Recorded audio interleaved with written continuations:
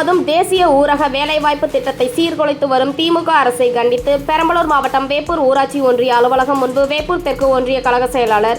AK Rajendran மற்றும் வேப்பூர் வடக்கு ஒன்றிய கழக செயலாளர் செல்வமணி ஆகியோரின் ஏற்பாட்டில் அனைத்து உலக MGR மன்ற துணை செயலாளர் நாகராஜன் தலைமையில் மாவட்ட கழக அவைத்தலைவர் குன்னம் குணசீலன், பாட்டாளி மக்கள் கட்சியின் வன்னியர் சங்க மாவட்ட செயலாளர் சுப்பிரமணியன், பாட்டாளி மக்கள் கட்சியின் ஒன்றிய செயலாளர் பிரபு, யுவராஜ், சிவசூரியன், அதிமுக பொதுக்குழு உறுப்பினர் KA ரங்கநாதன், மாவட்ட அணி செயலாளர் முத்தமிழ் செல்வன், மாவட்ட வழக்கறிஞர் ஞானி தலைவர் KN ராமசாமி மற்றும் கூட்டணி கட்சியினர் சார்பில் மாபெரும் கண்டன ஆர்ப்பாட்டம் நடைபெற்றது.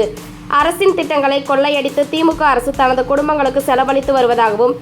100 நாள் வேலை திட்டத்தில் மிகப்பெரிய அளவில் ஊழலை நிறைவேற்றியுள்ளதாகவும், எனவே திமுக அரசை வீட்டுக்கு அனுப்பி மீண்டும் எடப்பாடியார் தலைமையில் நல்லாட்சி அமைய நம் அனைவரும் பாடுபட வேண்டும் என கண்டன கோஷம் எழுப்பி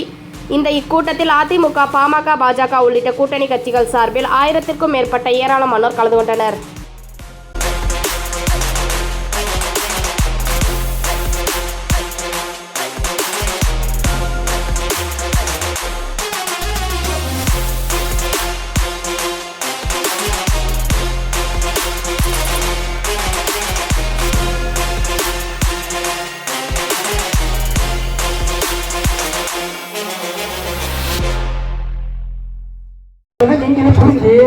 இந்த 100 நாள் வேலை திட்டம்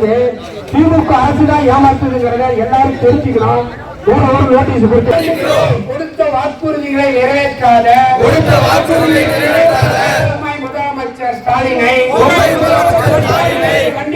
கண்டிக்கிறோம்.